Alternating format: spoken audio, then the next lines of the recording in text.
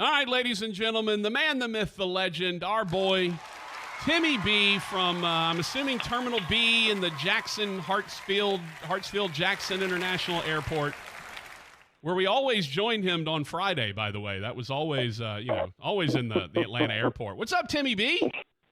What, are you clairvoyant? You must be clairvoyant. Well, I mean, that's where you always are on Fridays, it seems like. What's up, dude? The networks may change, but the concourse never does, right? Yeah, always in Atlanta. No, now here's the thing. You do go west. The iron unkind. That was really loud. You do go west more often now than you used to. That's for sure. Not during hoop season. Right. Not during hoop season. You go north a lot. I'm in East a lot. I'm Mr. Big East and Big Ten and hoops. I did go a lot more west this past football season, but that really was because the Pac-12 in its last year was so damn good. I mean, there were just a lot of great games out there. I think I did Oregon twice. I did Washington twice. I had Oregon State twice. I did a lot of Pac-12 this past year, but it was understandable. They were all top 15, top 20 teams, through the course of the year.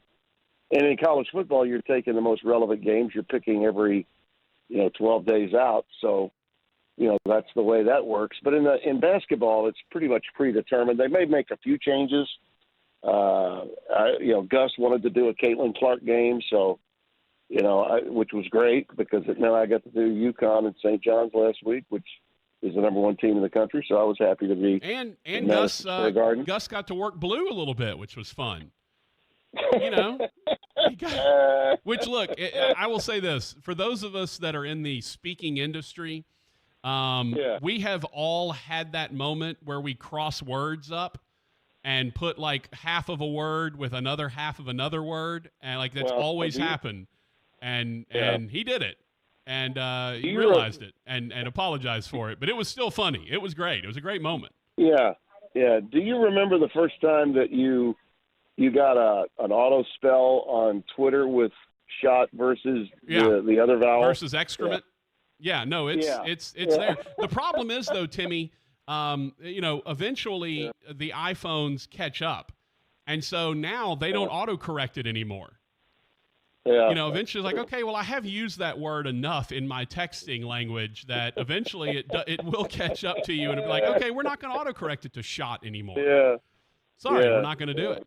But look, it's not like he introduced himself as the other guy, as you once famously did, signing off of a broadcast. You didn't, For Bill Raftery. For Tim Brando, I'm Bill Raftery. For Tim Brando, I'm Bill Raftery, yeah. After a buzzer beater at Vanderbilt.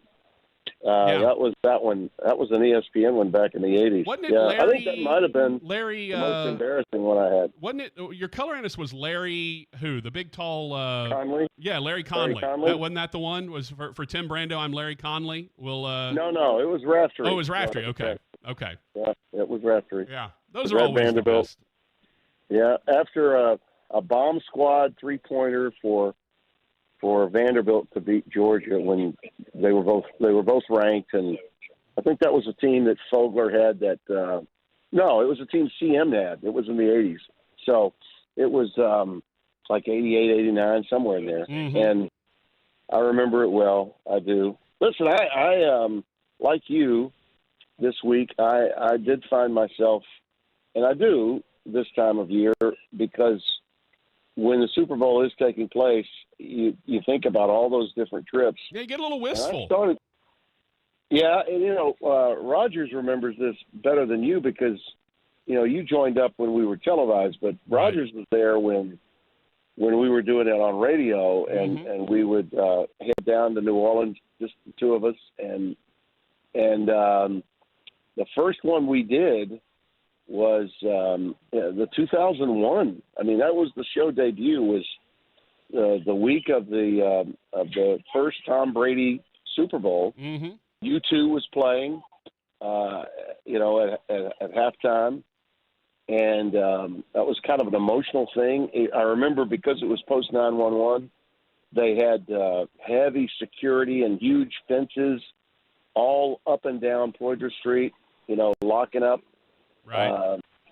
I mean, it looked like the entranceway to the fairgrounds area where the Captain Stadium is now, where you couldn't get in. You couldn't find a place to park. Yeah, it was like Poydras Street was where you'd always pull off, to find a place, and there was just nothing available. It was really surreal. Yeah, that first Super Bowl when the Rams played the Patriots, and we were doing our show. And at that time, it really was Sporting News Radio, just Sporting News Radio. And then, it evolved into Yahoo Sports from Sporting News when they sold, and then by the time you joined up, it was Sirius XM. Well, we were Yahoo when I started, because I'll never forget the first meeting we ever had. For some reason, Rogers and I were invited into the first meeting of the Yahoo folks and the CBS folks. That was memorable. Yeah, and that was when you really realized the difference between television and radio. Because basically it was Yahoo was like, hey, we don't have this, we don't have that, we don't have that. And CBS is like, we got 5 of those in a closet in New York. We'll ship them to you. It's like, oh, okay. Like, okay, you need that? Got it. That? Got it. You need $1 million worth of fiber run to your place? We got it.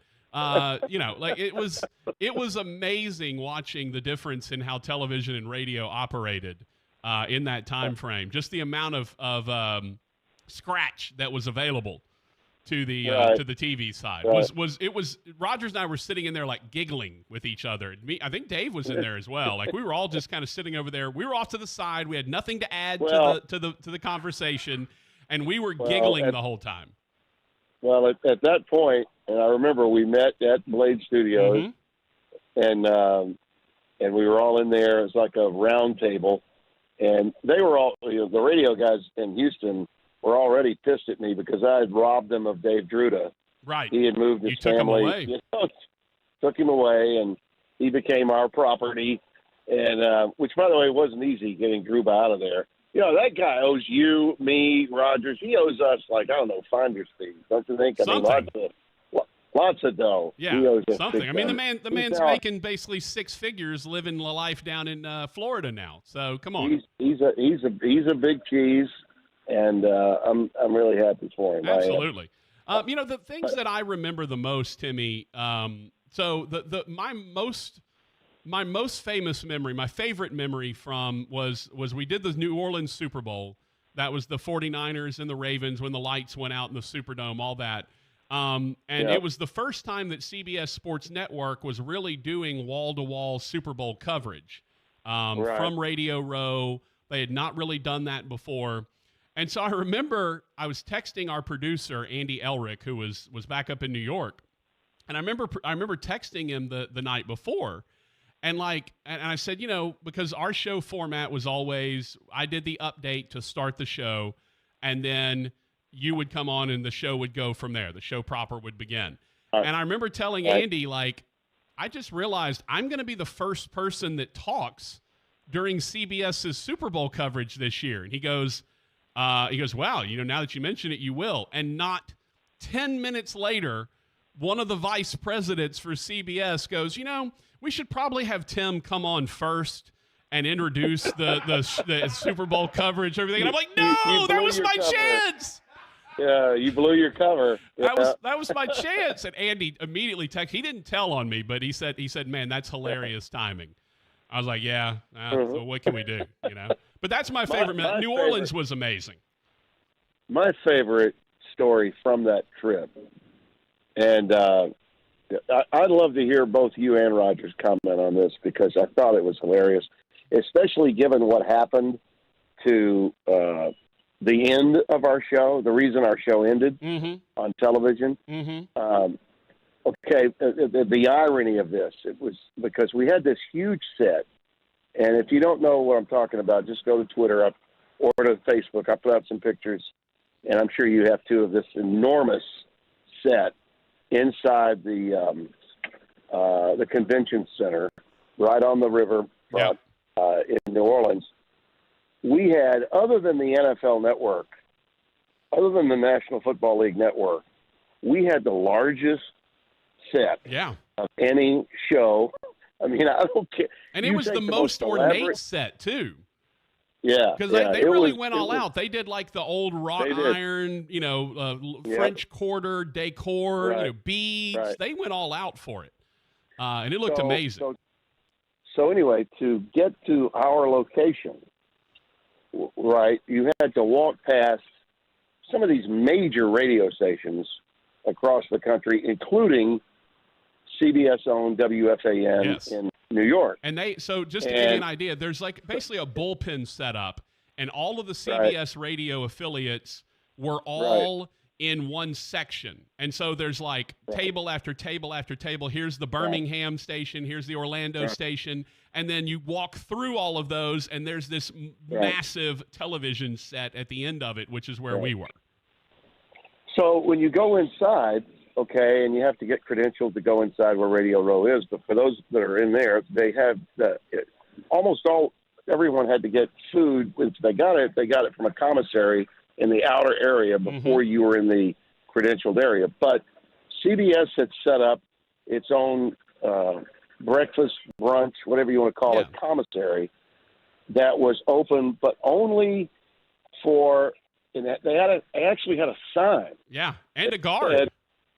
In a guard, and it said the Tim Brando Show only. Yeah, it was TV. It was only for TV people, like James Brown and Boomer Esiason and Bill Cower, and those guys were all back there. That's where they ate. That's where our snacks were and everything. But only TV people were allowed in it. The only radio folks could not go back there. All right, but it did have a sign specifically that said for the Tim Brando Show. Yeah, because we were the only ones there on television in the morning at that time. Yeah, at 9 o'clock in the morning. So this, and he still is a clown. I'm sorry. I know he's flourishing. And by the way, I told this story. I told this story yesterday, but I left out the name. But I'll let you say the name. I'm not going to say. He's flourishing now on FS1 each day with his own show. I think he had to give up his local show in New York when he was signed on by FS1. But he was later in jail, okay, because of fraud. Yeah. So I'll just say it. I'll say the name. It was. I don't even know his first name. Craig. I can't even tell you his first name. Okay. Last name Carton. Yeah, Craig Worked Carton. with Boomer Esiason. Yeah. Worked with Boomer Esiason. Well, I had no idea what you guys had seen. Yes. Druda heard it. I was told this by you and Druda. Mm-hmm. And understand this, that I had no prior knowledge. Well, and we had nothing to do with it. No, we had zero to do with it. That was their setup. That was we didn't know that we had a special place to eat or that there was going to be a sign that said the Tim Brando Show. And I guess if I put myself in his shoes, okay, maybe I would be upset too, okay, because I work, the money's coming from the same place. FAN was owned by CBS. But anyway, I'll let you pick up. You and Roger. Yeah, so basically he complained about the fact that we had our own snacks. And they had to go to like the communal Radio Row snack pool. And so Druda hears him complaining about it and decides, you know what, I'm gonna both extend an olive branch and a little bit of a middle finger at the same time.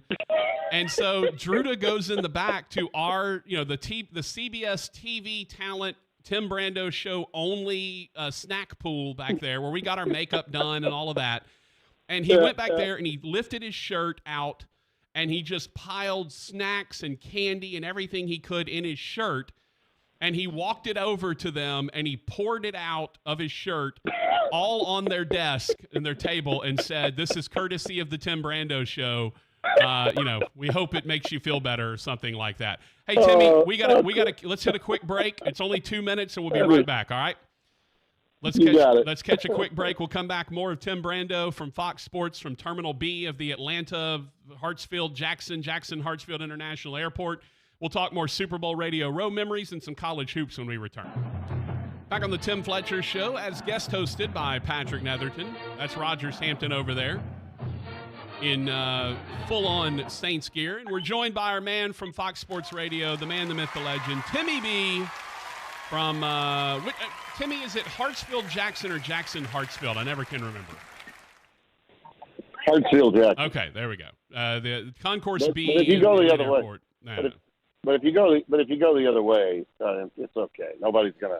In today's day and age, Tim, people going the other way is perfectly acceptable. We're okay. We're all inclusive. Hey, Rogers is there, is he not? Yes, he is. His poor microphone is broken, by the way. Oh, is it? Yeah, and so in order for him to talk, he has to wheel the thing out and pick it up. It's broken off of the thing. Yeah. It's ridiculous. We have two microphones that are completely broken in here. It's ridiculous. A brand new set, beautiful studio, and he can't talk. Wow. Well, he can talk. Okay. He just has to go through some rigmarole to be able to talk. Well, I wanted to share this because it's not a Super Bowl memory. Sure. But Rogers, if you can find the broken microphone, get your microphone, Rogers. Get up here. Because I do want him to weigh in on this. I think that of all of the craziest part about doing our show for the first, until it was televised, we're doing it from the chateau, and he would come to the house, and I'll never forget. He would park the red truck, the big red truck. Yep. And he got to know the guards at Trace. He got to know the neighbors. It was just amazing. All right. But we also got to take some really cool trips. And I think the coolest trip, we're talking about New Orleans and the first Super Bowl that we really debuted the show the week of the Super Bowl. Early set. But come 2006, after Katrina, when they reopened the Superdome, we went down and did the show from New Orleans at WWL. They were always very, very good to us, and we went down and went to the game. And Greg Suit, excuse me, not Greg Suit. He was the old PR guy. Greg Bensel. Yes, Greg Bensel. Took really good care of us. Greg Bensel took care of us and got us two fantastic seats. I think Ricky Jackson and Bobby Hebert were right in front of us. Rogers was right next to Bobby Hebert flipping double birds at the Falcons. Are you, Rogers? You remember that night, and U2 and Green Day played that night. That was one of the most majestic nights, and probably, I think Rogers would agree with this. Forget just whether you're a Saints fan, Cowboys fan, whatever. You were proud to be a Louisianian that night. Would you agree with that, Roger? Oh, absolutely. And, we were up there in press row with all the big wigs, and, you're not supposed to celebrate. You're not supposed to do any of that. But when Gleason blocked the punt and that crowd went nuts and Bobby Hebert started running up and down the aisle high-fiving people, and they were going, I'm the Cajun Cannon. What they going to do, kick me out? So I finally said, well, man, if they're kicking him out, I'm going with you, Bobby.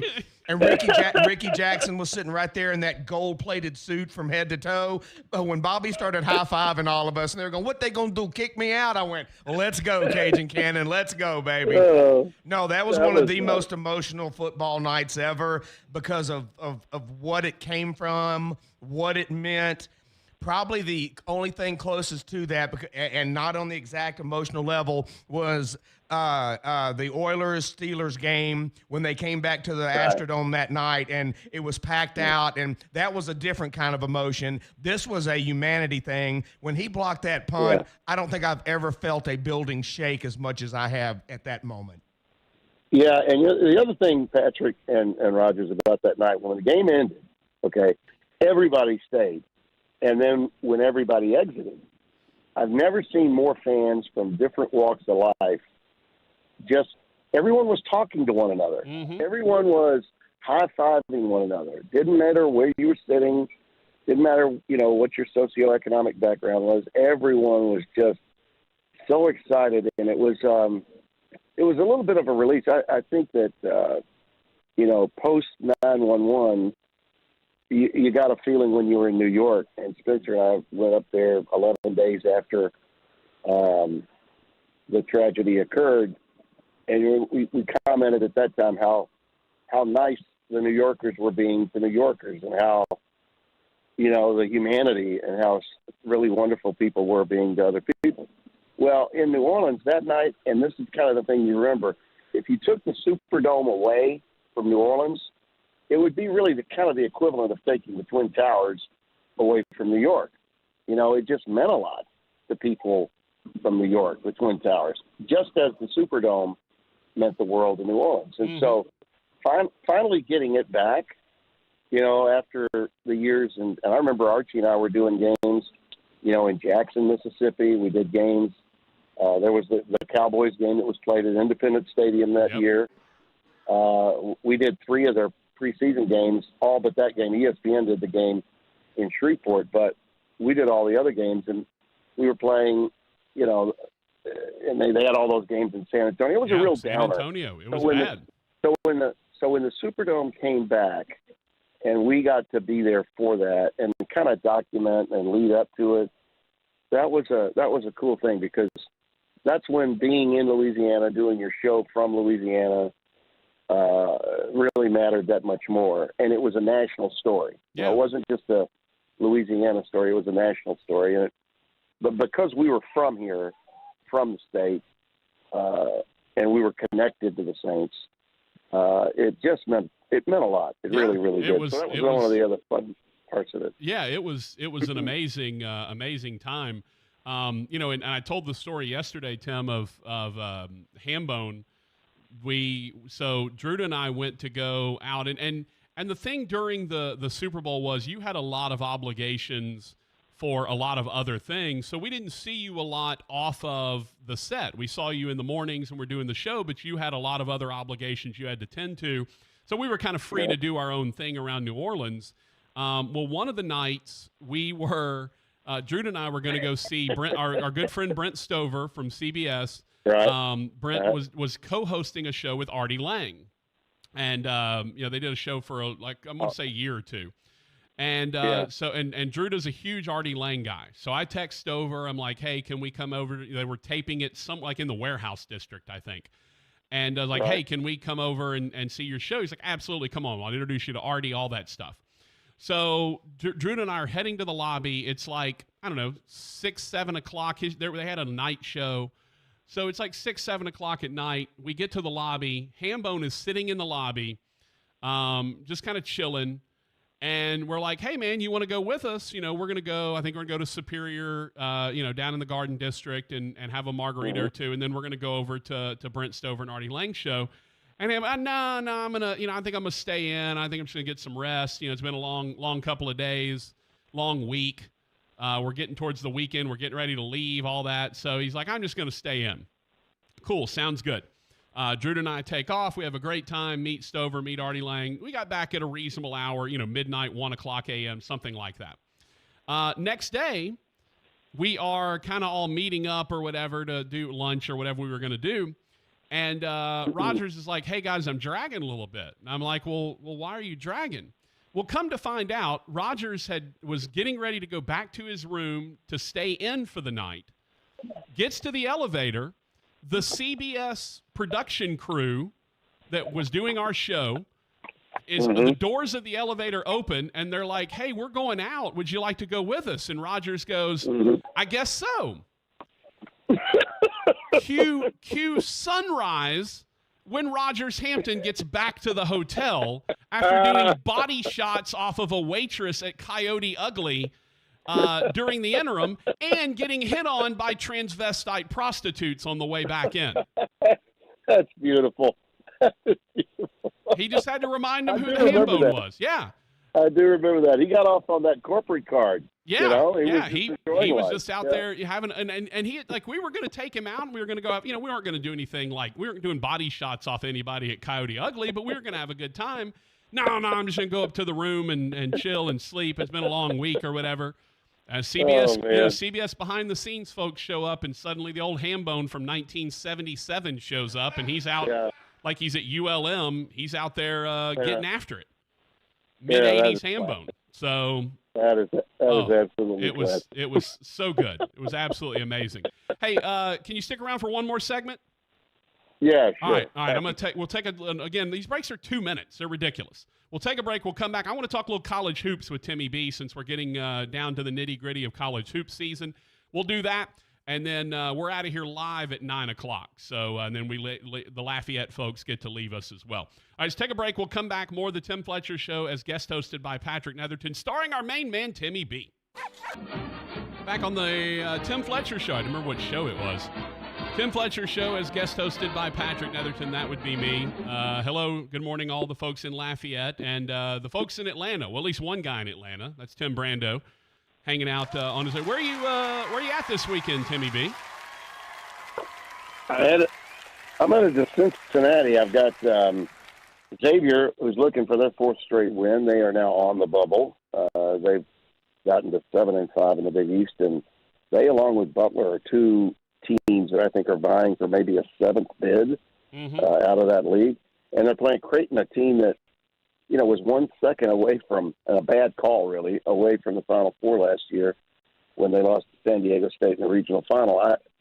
They've lost two games by a point and by 2 points and have just played really well. They lost at home to Butler in a game that was pretty incredible.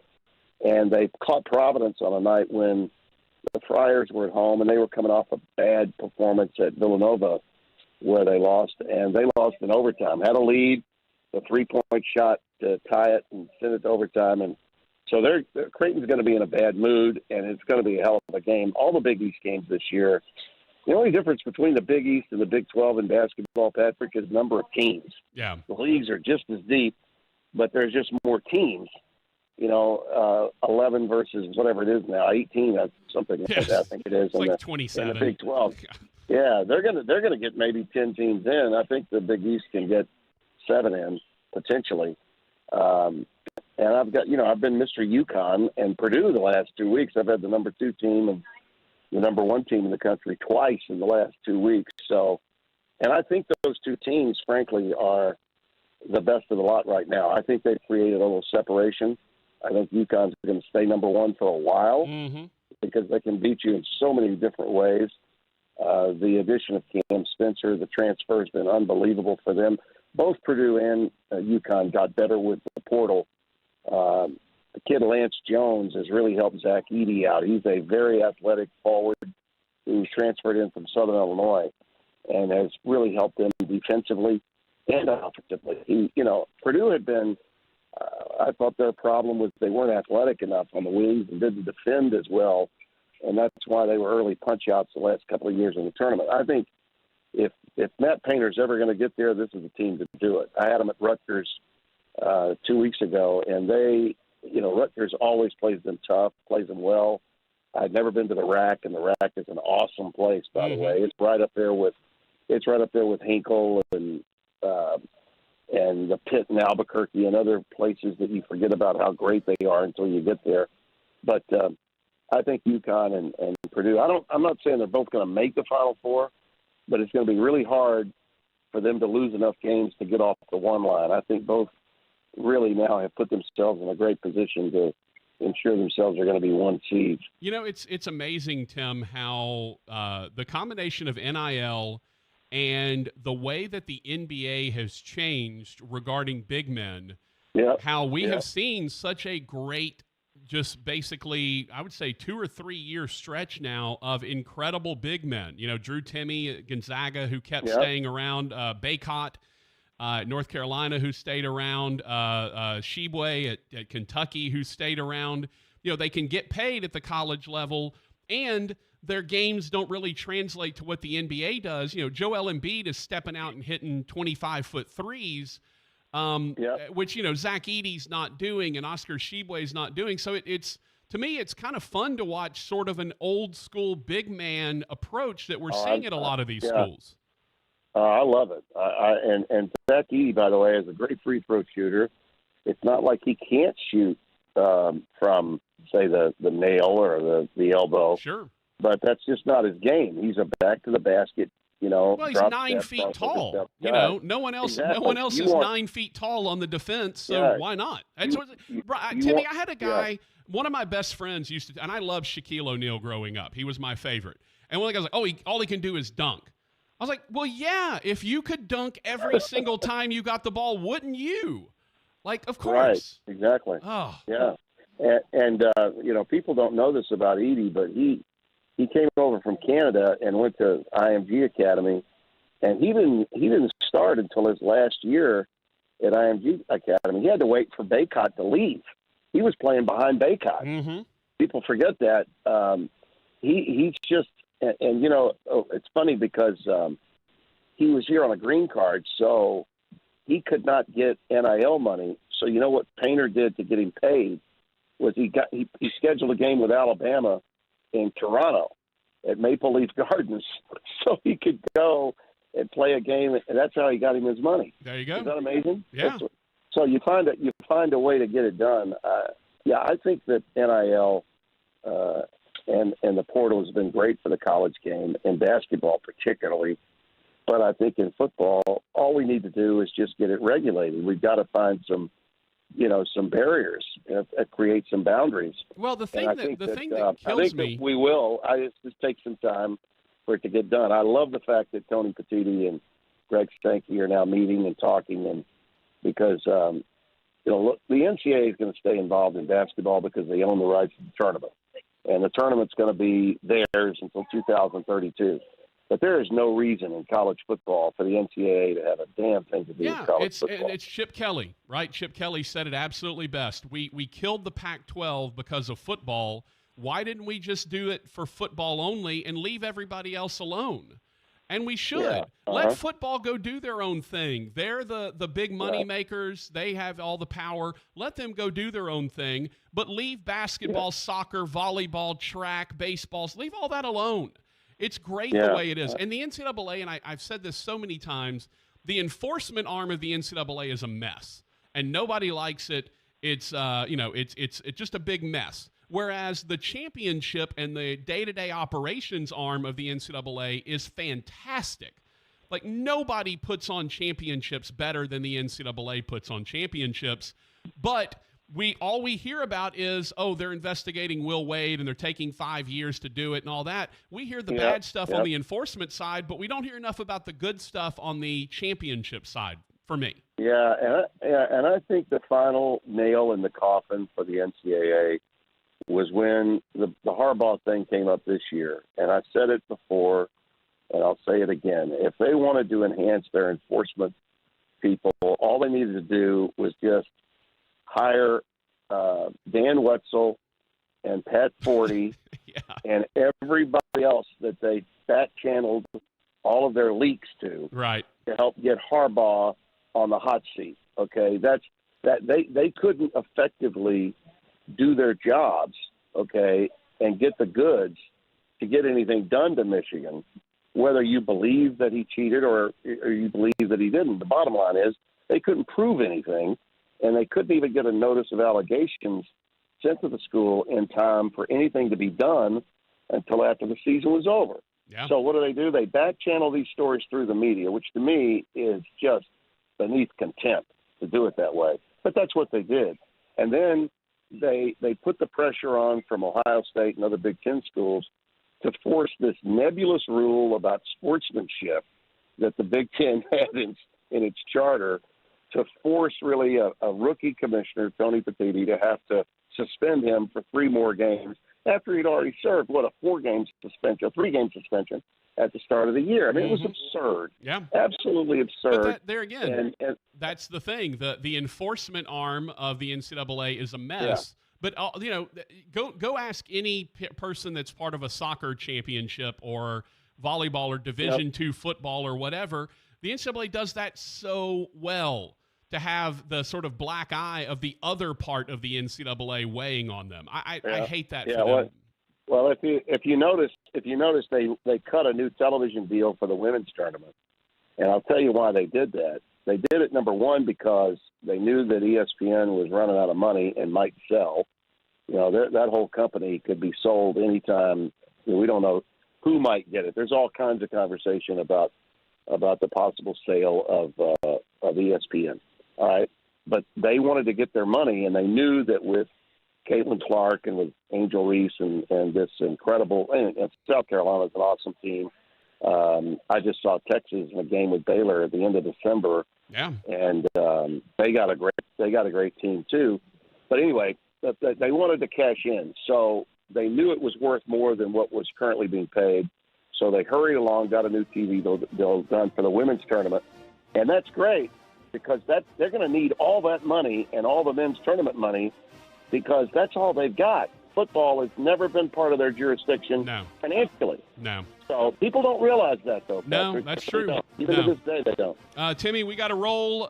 Good to talk to you as always, my friend. You on Big Fox FS1? Where are you this week? Big Fox. Big Fox. This Creighton. week and next, and I've got Marquette and UConn a week from Saturday, but Creighton and Xavier with Robbie Hummel with me on Saturday. Fantastic. That's the man, the myth, the legend. Timmy B might drop an Iron Unkind in there for us. Have a safe travel, my friend, and we'll see you back here for too long. Yeah, it was great going down memory lane with you guys. Give my best to Fletch and Raj. Keep it going, big fella. All right. Timmy B, the man, the myth, the legend.